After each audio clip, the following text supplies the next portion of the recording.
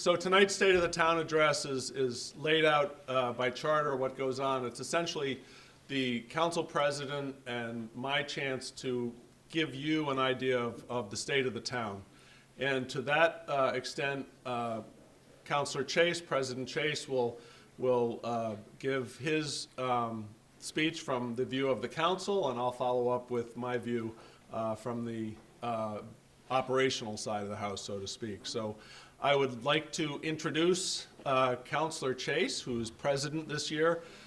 President Chase's term has been the first term without the burdens of COVID, I think, the real burdens of COVID. So it's we're coming out of a bad time, and I think Councilor Chase has been an exceptional leader in getting us through that point and getting us to where we are today. So I will introduce President Chase, and afterwards say a few things myself.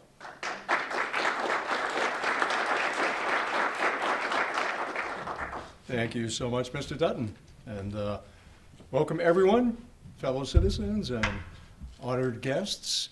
I'd particularly like to note the presence of Senator Timilty here tonight.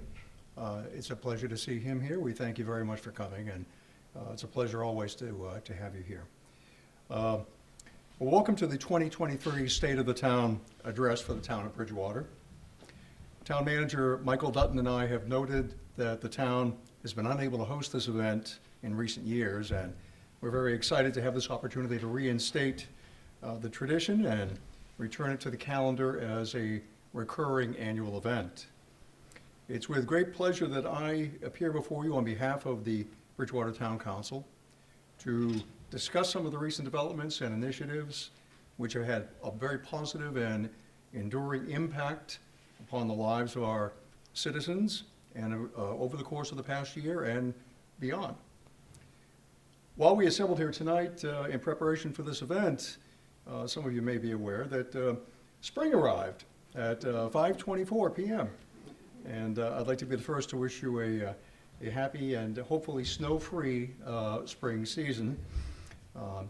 In one very important respect, the season of renewal and rebirth impacted us all last year, as Mr. Dutton has just alluded to, in 2022, as we emerged from the seclusion of COVID and began to reacquaint ourselves with the activities, and some of which we had been totally precluded by the pandemic.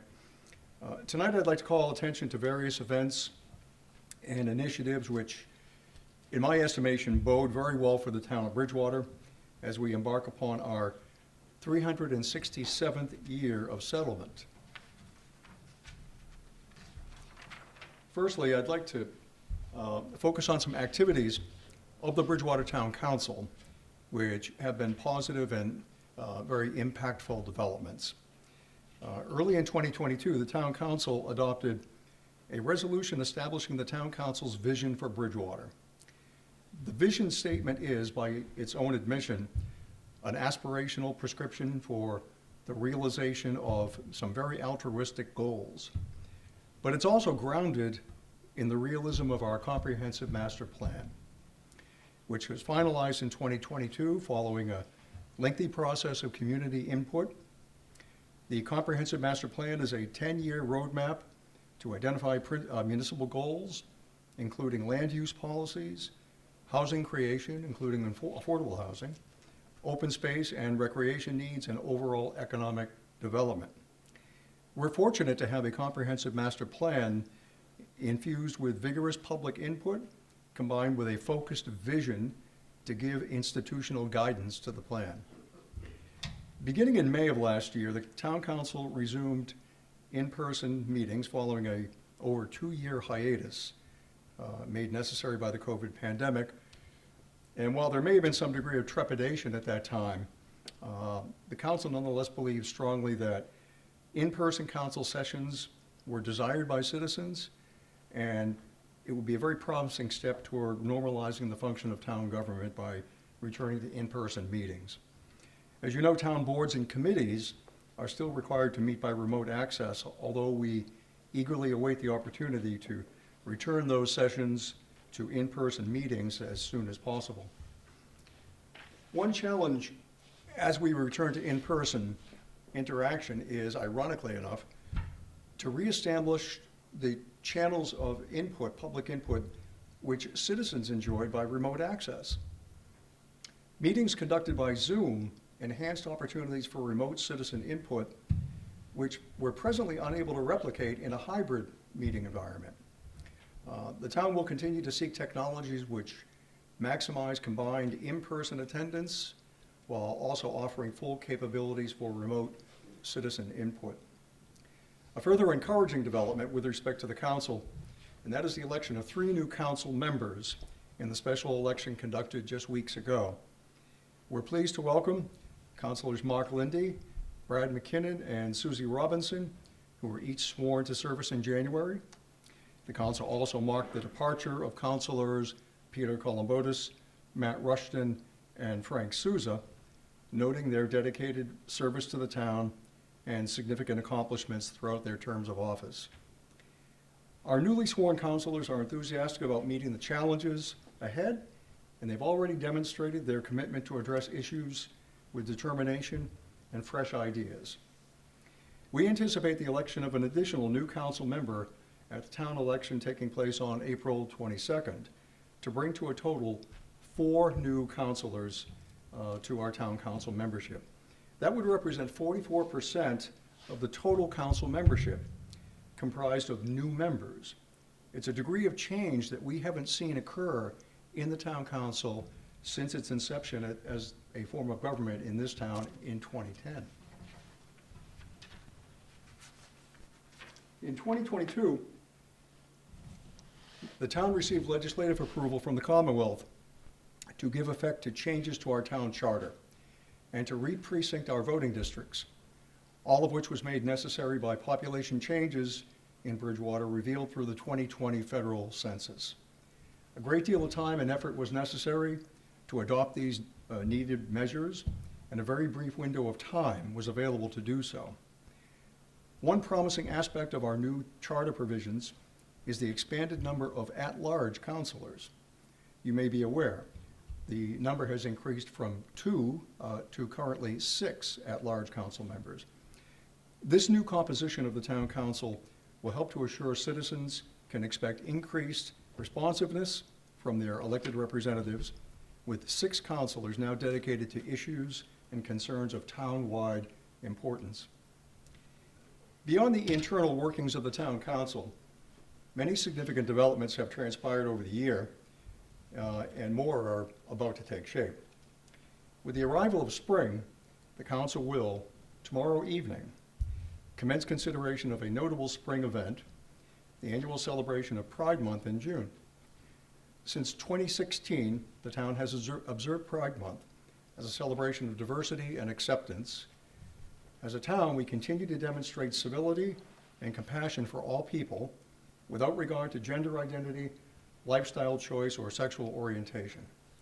By this and other celebrations, notably the annual Juneteenth town holiday, we affirm that Bridgewater provides no home for hate.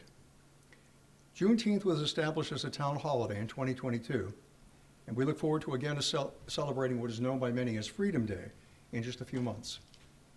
These 2 events had initially been promoted by grassroots citizen involvement and have quickly become recognized as town-wide annual celebrations. The role of the Bridgewater Communities for Civil Rights has been instrumental in promoting and organizing these events. Last November, voters of the town approved a ballot initiative imposing a surtax upon the very highest income earners in the Commonwealth, those earning in excess of $1 million per year. That initiative, the Fair Share Amendment, had been unanimously recommended for passage by the town council, and at the polls in November, the binding referendum question was approved statewide. The revenues to be collected, commencing next fiscal year, will be directed to some of the most urgent and underfunded needs of the Commonwealth's municipalities, roads and schools.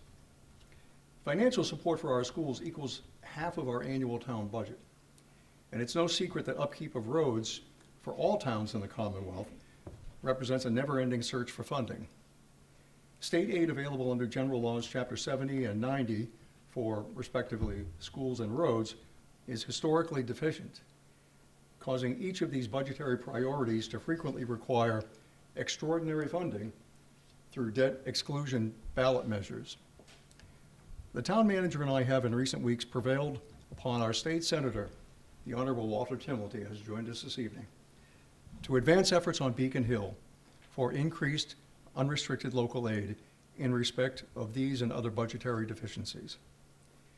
In recent weeks, the town has been notified of the acceptance of our grant application for further funding of the Stiles and Hart passive recreation site, just steps away from our central business district.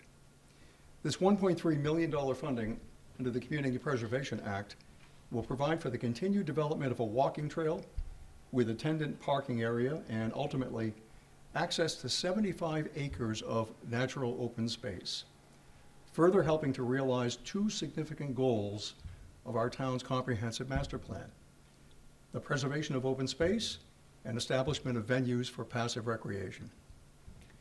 In the spring of 2022, the town council was privileged to offer a resolution in support of the nomination of the town of Bridgewater as an International City of Peace, an honor having been pursued vigorously by a town resident, Ms. Frances Jeffries. This resolution formalizes the collaboration of several community groups, including the Rotary Club of the Bridgewaters, Bridgewater Communities for Civil Rights, the Bridgewater Public Library, the Minnock Institute for Global Engagement at Bridgewater State University, the Martin Richard Institute for Social Justice, also at Bridgewater State University, Diversity and Inclusion for Community Empowerment, otherwise known as DICE, the First Parish Unitarian Universalist Church in Bridgewater.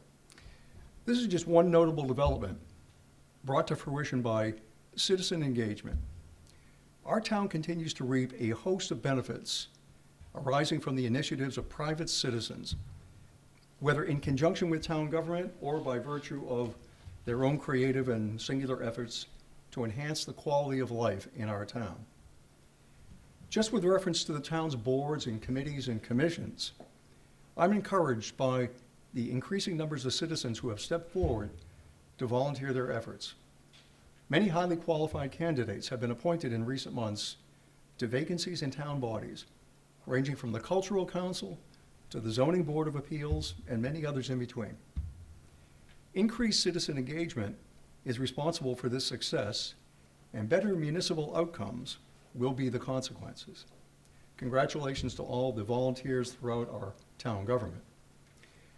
Last fall, receipt of over $400,000 in grant funding was announced to benefit the equipment needs of the Bridgewater Fire Department. By seeking grants available through the Department of Homeland Security and the Department of Health and Human Services, the town's first responders will be better enabled to provide for the safety of every citizen.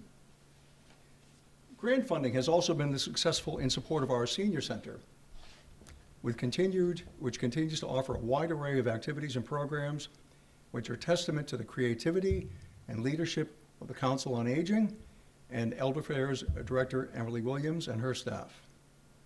The most successful and innovative town governments throughout the Commonwealth rely on grantsmanship to achieve municipal goals and to ameliorate the impact of taxation upon citizens. Happily, Bridgewater is no exception.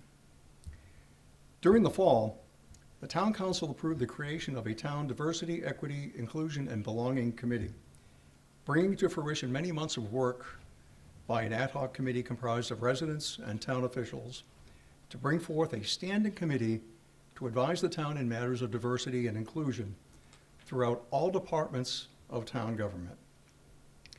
This undertaking is a most gratifying and promising acknowledgement of the commitment of the town to ensure respect, acceptance, and opportunity to all residents without exception. To better accommodate residents seeking to establish in-law living space in their homes, the Town Council, in conjunction with the Planning Board, approved a zoning ordinance amendment to increase the maximum square footage of allowable living space for in-law living arrangements. This amendment provides for greater comfort, access, and quality of life for residents choosing to welcome extended family members into their households. Our town's Community Preservation Committee recently approved the use of significant funding for the replacement of windows in all units of the Bridgewater Housing Authority's Hemlock Drive residences. The work will address serious issues in need of need in these structures, first built in the 1970s. Housing authority funds alone could not accomplish this work, and funding of housing authorities throughout the Commonwealth remains insufficient to provide extensive rehabilitative property care. We hope that the progress will be made against this shortfall by the legislature in the 2024 fiscal year budget, presently in negotiation. In 2022, the Town Council acknowledged the work of another ad hoc citizen group by formalizing the establishment of the Tree Committee as an advisory committee of the town. The Tree Committee will work to preserve shade trees throughout the town, which provide beautification, aviary habitat, and environmental sustainability to our town. By carbon capture and solar shading, our tree canopy enhances air quality and summertime comfort, while also preserving the suburban ambience of our region, which we cherish. The town continues to pursue developments to encourage revitalization of our central business district. We've identified this need as a #1 priority to our new Community and Economic Development Director, Bob Rulli. A downtown redevelopment workshop will take place on the Bridgewater State University campus on April 11th. Predictably, Bob has not wasted a moment before tackling this multifaceted problem. As an important reminder of Bridgewater's colonial era prominence, the Town Council in 2022 established Indigenous Peoples Day as a day of tribute and remembrance in honor of the Native American nations which preceded European settlement of North America. Without question, the recognition of Indigenous peoples has not only been neglected by past generations, but present-day descendants of ancestral Native Americans have been subjected to disrespect and misappropriation of iconic elements of their cultural history. Indigenous Peoples Day sheds a light upon the thousands of years of civilization on these shores prior to European settlement. Early in 2023, the town acknowledged a gift from the Natural Resources Trust of Bridgewater, which, together with a grant of funds from the Community Preservation Committee, will fund the survey work to be conducted on Phase 2 of the Old State Farm Trail project. The planned walking trail will occupy an easement granted to the town by the Commonwealth in respect of Bridgewater's role as host to the State Department of Fire Services. The trail will traverse land abutting the Old Colony Correctional Institute and follow the Taunton River, culminating at a designated parking area on Summer Street. Through grassroots efforts of citizens and environmental organizations, we are beginning to see real progress on the completion of the Nunkatesset Greenway, a network of land and water trails along the Town River which connects conservation areas and urban centers. Bridgewater resident Kitty Doherty, project coordinator of the Natural Resources Trust of Bridgewater, has long championed this cause and helped to maintain focus of town administration on its fruition. Kitty has just announced that a Spring Parks and Trail Roundtable will be held here at the Bridgewater Public Library on March 28th. In a related development, last fall, Bridgewater resident Al Lacerda promoted the creation of a highly successful farmers market as a recurring event at the town landing on Spring Street. Through his efforts, the town administration has advanced efforts for the rehabilitation of that public area for continued use by all residents. Another good example of community engagement by our neighbors. Just across Central Square, attention is called to the work being undertaken to replace the roofing of the townhouse. Completing the exterior work commenced several years ago. The potential of the townhouse as a unique and cherished town asset cannot be overstated. The collaboration of Mary Lee Hunt, the Bridgewater Improvement Association, and the Community Preservation Committee, together with town administration, is a highly commendable undertaking for the preservation of the townhouse, which we will continue to serve the town for decades to come in a new capacity. Amidst many promising developments over the past year, we also note with sadness the untimely passing in recent months of two Bridgewater community servants. We acknowledge Charlie Simons, whose contributions of community service have been widely recognized over many years, and of Fire Department Captain Eric Elder, whose passing was marked with a tremendous outpouring of sentiment from town residents and brother firefighters from throughout the Commonwealth. We continue to express our condolences to the families and friends of these servants. In conclusion, I thank you for joining us this evening to pay tribute to the encouraging progress evident in our town toward many disparate priorities, and I'm confident that you'll continue to support the efforts of so many fellow citizens, town volunteers, and public officials toward achieving the goals of our forward-looking vision statement and comprehensive master plan. Following the upcoming town election on April 22nd, the town council will reorganize and I will step down as council president. I've been honored to serve the community and the council as president over the past year, and I look forward to continued service as your District 3 councilor. Good evening, and thank you all so much for your attendance. Thank you.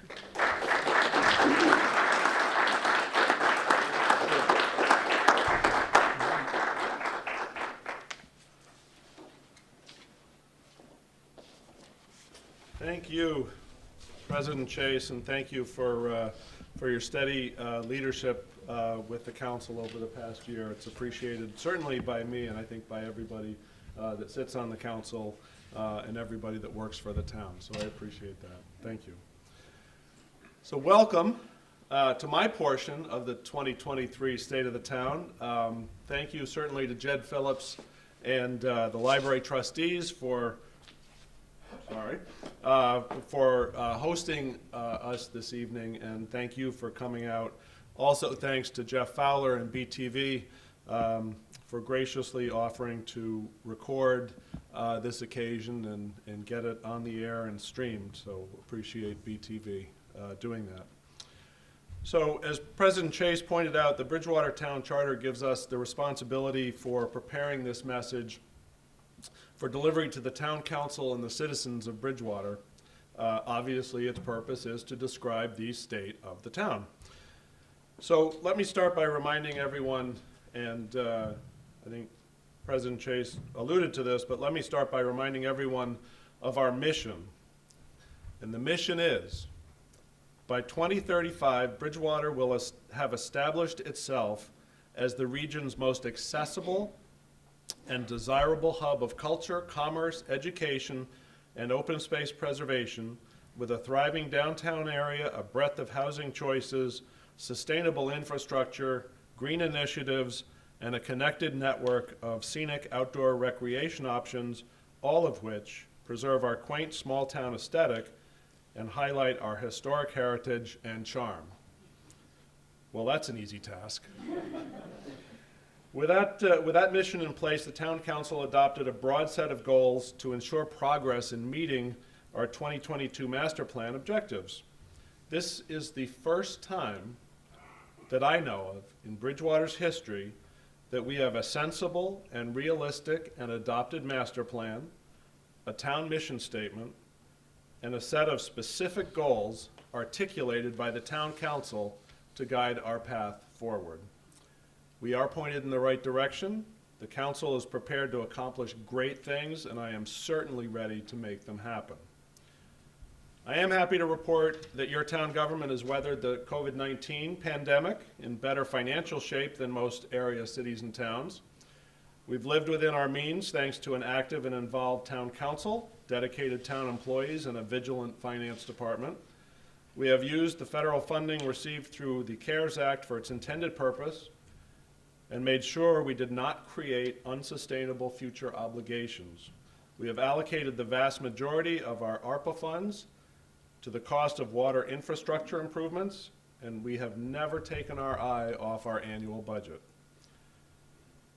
For 10 years, the council has given us direction through the annual budget resolution, a council resolution that articulates the objectives and the goals of the town council throughout the budget process. We have carefully crafted our budgets pursuant to that direction, and the taxpayers of Bridgewater have made very wise choices when voting for capital projects, including the new fire station headquarters and the Bristol Plymouth Regional Technical School. Bridgewater voters will have, again, an opportunity to make a wise decision at the polls on April 22nd, when the debt exclusion for the new Bristol Plymouth Regional Technical School is on the ballot.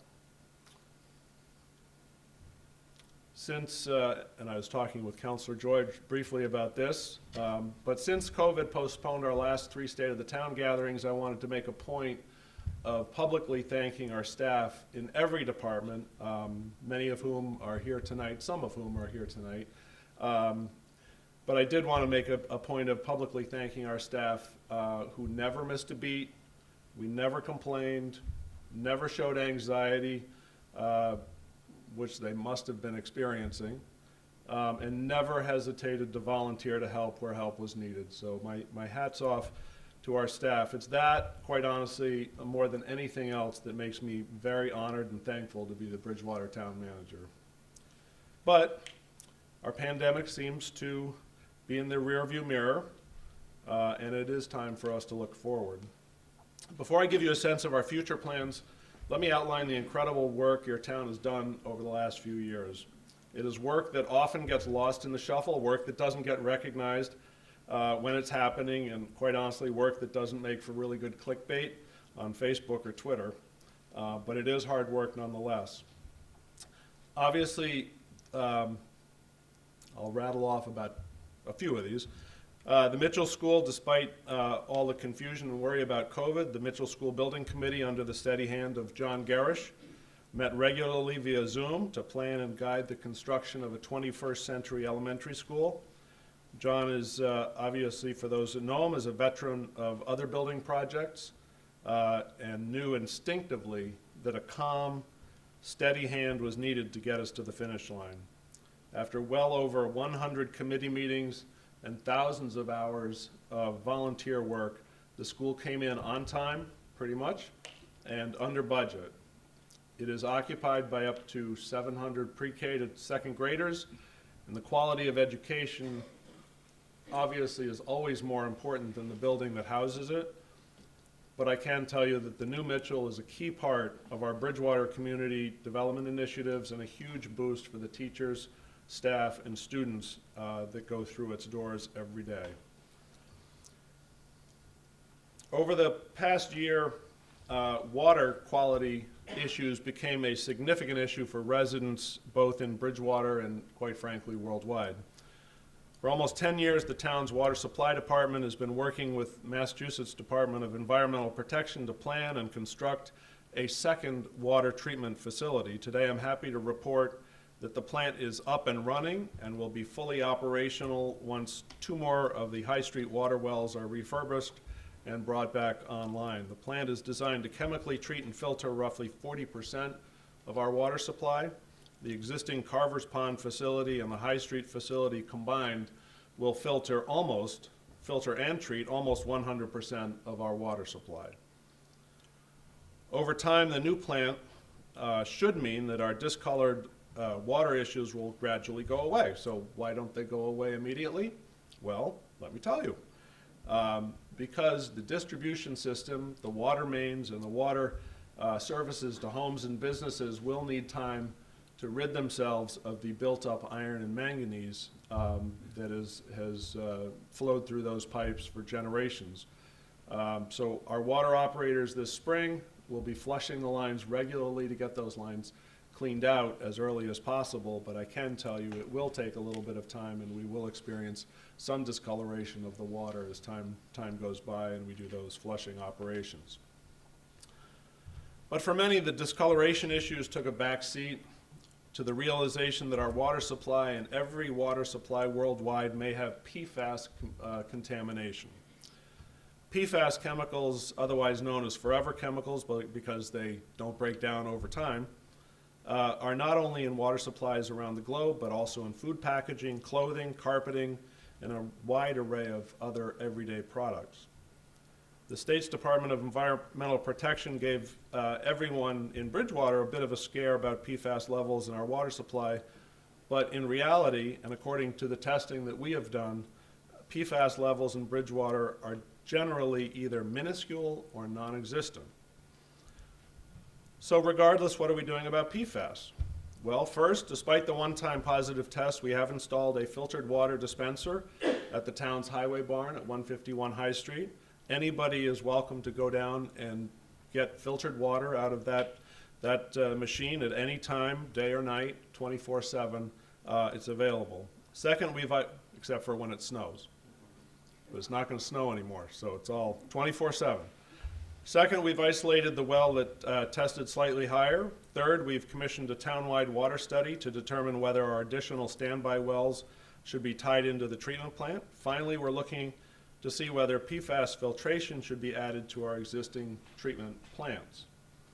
So just sort of as an aside for those that are interested, we are permitted by the Mass Department of Environmental Protection to use up to 1.89 million gallons of water per, anybody want to guess? Day. 1.89 million gallons of water per day from our 10 active wells. During much of 2022, our usage was upwards of about 1.6 million gallons per day.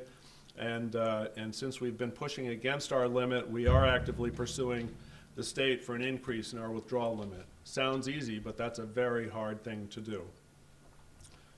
So during 2022, the town of Bridgewater saw the culmination of years of planning for many projects and initiatives.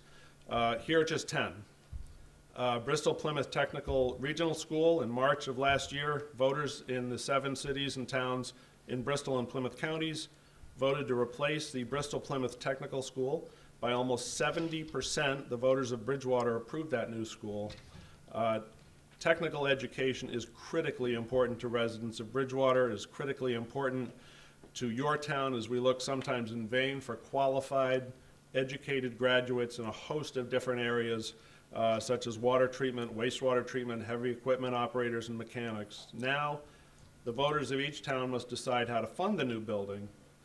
On this April's ballot, as I've mentioned earlier, there will be a debt exclusion question asking our residents to debt exclude the project. This is a critically important vote for the town and for the people that attend Bristol Plymouth and benefit from the services, the graduates that they graduate. The fire station, over the past several years, we've worked hard to get a new fire station in the works to replace the headquarters on School Street, which was last renovated, I think, in the early 70s. For years, the one bad thing about moving into the new Academy building is that I get to see what happens on Central Square. And I can tell you for years now, I've looked out my office window at the fire trucks and the ambulances as they're racing in the opposite direction of the Rotary to get to a call. And that's a very unsettling feeling, which makes me wonder how many times they actually cause accidents, but we won't go there. But I've also visited the School Street station during storms when the weather outside roughly imitates the weather on the inside of the building. So it's a long time coming, and thanks to former Councilor Rushton and the Fire Station Building Committee, we are well on our way to breaking ground on a new station which will improve working conditions, allow quicker response times, and be a quality second home for the folks that are on our firefighting staff. Sewer plant upgrades. Contractors began the upgrade to the sewer treatment plant very recently, 5 years ago, after the EPA and DEP issued a permit that the town could not possibly adhere to. We sued the EPA and the DEP. That's not something that we look forward to, certainly, but we did file suit against them to seek a more favorable permit. After months of pretrial work and negotiations, we finally settled on a discharge permit that had terms that we could live with and involved 2 major upgrades to the treatment plant. The upgrades will make the system more efficient, incorporate new technologies to control nitrogen and phosphorus that are discharged into the town river, and correct deficiencies that were long ignored.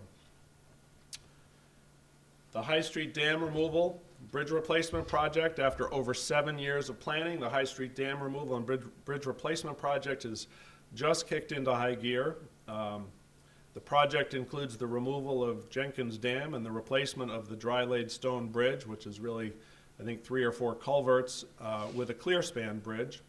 The project is important to us because it addresses many concerns identified in our hazard mitigation plan and our municipal vulnerability plan. And I'm happy to report that to date we have grant commitments enough to fund the entire $8 million project. The Memorial Building, after some significant planning delays, the Memorial Building is now essentially completed. It now has proper handicapped access, a finished lower level, appropriate bathroom facilities, repaired and improved front entry, and a repaired rear stairs and roof. Stiles and Hart, which excuse me, President Chase alluded to, the Stiles and Hart parkland was enlarged with the purchase of 5 acres of additional open space. We also recently received that federal grant to make a series of important improvements such as trail clearing, accessibility, fishing platforms, interpretive signage, parking, and improved trailheads. It really is the jewel of our downtown area and provides one of a very few unspoiled open spaces in downtown areas in the state. It's a special, special place for us. The Summer Street eminent domain taking pursuant to our open space and rec plan and our downtown improvement objectives, the long-planned eminent domain taking of the property on Summer Street, formerly housing the mobile station, was finally completed. The space will become a vibrant addition to the Floral Little Park next door and create a space, hopefully for the community to gather, play a game of chess or checkers, and maybe a little table tennis, and enjoy a takeout sandwich. We've already begun to do a little bit of cleanup there, and there's a lot left to do and a lot more to come on that project. In 2022, we updated our municipal vulnerability preparedness plan. Old Colony Planning Council helped us to identify natural and man-made hazards and vulnerabilities in Bridgewater. The plan helps us identify opportunities to reduce impact of hazards and increase resilience across town. With an updated plan and the work we did several years ago on our hazard mitigation plan, we've been able to secure grant funding through federal and state sources. In fact, our MVP plan helped us to secure over $2.5 million in funding for the High Street Dam work. So when people balk at all the work that goes into a planning document, sometimes they don't really see the fruits of that labor. This is one of the examples of fruits of those labors. Old Scotland Links. Obviously, the town has owned Old Scotland Links since its inception and construction, but after several years of discussion in 2022, we decided to put the operation of Old Scotland Links Golf Course out to bid to see if there was a better way to run the course and to shield ourselves from the downside business risk associated with a municipality running a business. In the spring of last year, we contracted with Indigo Golf, which is a division of Troon, to run the golf operation, and with Barrett's to run the food and beverage operation. I think the decision was the right one, and it has allowed us to focus less on making sure we could meet the expense obligations of the course with the revenue of the course, and more on future financial planning townwide. Again, it was a decision that wasn't necessarily popular at the time, does not make for clickbait, but it was the right thing to do for the course, for the taxpayers, and for our future. Housing choice. In early 2022, the Department of Housing and Community Development notified us that our housing choice designation would be extended to 2025. Housing choice is a designation which aligns with the state's efforts to create all levels and all types of housing statewide. Our housing production plan and our efforts around reuse projects such as the McElwain School Apartments helped us secure that housing choice designation. The extension will keep us eligible for a variety of grant funds through the state, including infrastructure grants, community development grants, elder service grants, and housing grants. It has also helped us secure funding for help and planning for the new MBTA communities housing launches most recently. So those are the top 10, or not even the top 10, but 10 projects that we battled and were able to make progress on. I could list dozens more, such as the sidewalk replacement work we did with Bridgewater State, the Old Farm Trail project, as President Chase mentioned, with Kitty Doherty and the Natural Resources Trust of Bridgewater, or the Town River Landing work done with the fantastic volunteer efforts of Al Lacerda and his Fire for Effect Foundation. The point being that Bridgewater is full of success stories and full of people who can inspire and get things done. So the easy thing to do is rattle off the projects we have planned for and have executed. The hard thing to do is to explain to people how these are all related to a broader goal. And again, I go back to the council mission. By 2035, Bridgewater will have established itself as the region's most accessible and desirable hub of culture, commerce, education, open space preservation, with a thriving downtown area, a breadth of housing choices, sustainable infrastructure, green initiatives, and a connected network of scenic outdoor recreation options. All the planning we do and all the projects and initiatives we undertake are pursuant to the mission the council has laid out. All are connected in some manner, whether they're designed to provide better infrastructure, provide better educational opportunities, provide better open space and recreational opportunities, or create a livable and thriving downtown. We are focused on the goal of making Bridgewater the most desirable place to live, work, and play. We plan based upon the goals the council lays out. In 2023, we look forward to accomplishing more of the same, but with increased urgency, intensity, and commitment. For instance, we're engaging with the council to develop a solid strategy for downtown redevelopment. Bob Ruley, mentioned before, has reached out to many property owners, tenants, BSU, community members to outline a vision of Bridgewater's downtown that makes us a prime destination in Southeast Massachusetts. We are proactively seeking assistance from our state and federal partners on different pieces of our strategy. We are seeking to ease the cost impact of our wastewater system upgrades. We're seeking to ease the cost to our ratepayers of our water treatment plant, and we are looking ahead for help with our road and drainage infrastructure, as well as help with infrastructure improvements in the downtown area. We are making sure we engage our most valuable resource, Bridgewater State University, in our efforts to make Bridgewater a prime destination. So President Clark, who's here tonight, thank you. President Clark is probably tired of hearing me say Bridgewater State can only go so far without Bridgewater, and Bridgewater can only go so far without Bridgewater State. But I'll say it again. But we are inextricably tied together. Our success is BSU's success. BSU's success is our success.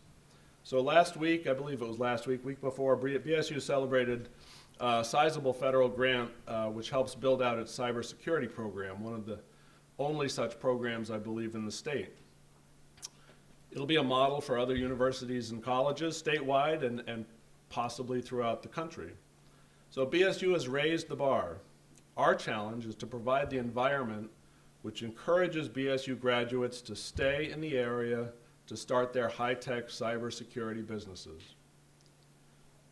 Financially, we're working very hard to make sure our long-term debt plan fits within taxpayers' ability to pay. The Bristol Plymouth School is on the ballot next month. The road bond will be on the ballot next year. Our debt carefully managed with the objective of making as little impact to the taxpayers as possible. Instead of simply adding on, heaping on more debt, we always look to replace retiring debt with new debt. This helps keep our infrastructure in proper order without over-impacting our residents. So several years ago, as part of a strategic planning exercise, we polled residents about their willingness to pay for improvements in Bridgewater, specifically paying for new roads, new school, new water, new sewer infrastructure. And the results were a little surprising to me. And maybe I was just jaded at the time. But yes, they said, we'll be happy to pay to make those improvements, But we want to make sure that there's a plan in place. No specific plan, but they just wanted to know that whatever we did was well thought out. And again, it's not clickbait, but I can very safely say that everything we do is pursuant to a community development plan and the council's missions and goals. For Bridgewater, for any city or town, making sure you know where you're going means you have to make, you might just have a chance to get there. Unlike other cities and towns, Bridgewater has a council with a vision, volunteers who care deeply, and a community ripe for success, and I am incredibly excited about Bridgewater's future. Our success over the past year has been a joint effort. I would be remiss if I didn't mention the people who do the lion's share of the work in my office, specifically Assistant Town Manager Kim Williams, my assistant Dawn Menard, Board and Committee Assistant Josh McGraw, and certainly Council Clerk Deb Ward keeps us all on the straight and narrow. And without whom, all of those folks, we would never be able to do what we have done. And I can't finish without recognizing the many boards and committee volunteers who are critical to our success, many of whom are here this evening. The time they spend every month or twice monthly ensures that we can conduct the business of municipal government effectively. And certainly the work of the town council, each counselor whom sacrifices their time and energy for the greater good with little immediate reward, that is really the most important piece of our success. So I want to thank certainly folks that have come out tonight, President Clark, Vinnie DiMacedo from BSU, Senator Timilty, as President Chase mentioned, is here tonight. And I think a lot of our counselors are here as well. And I think that signifies that there's an important piece of Bridgewater that can only be done with participation, whether it's participation by the council, the counselors, BSU, boards and committees, and staff.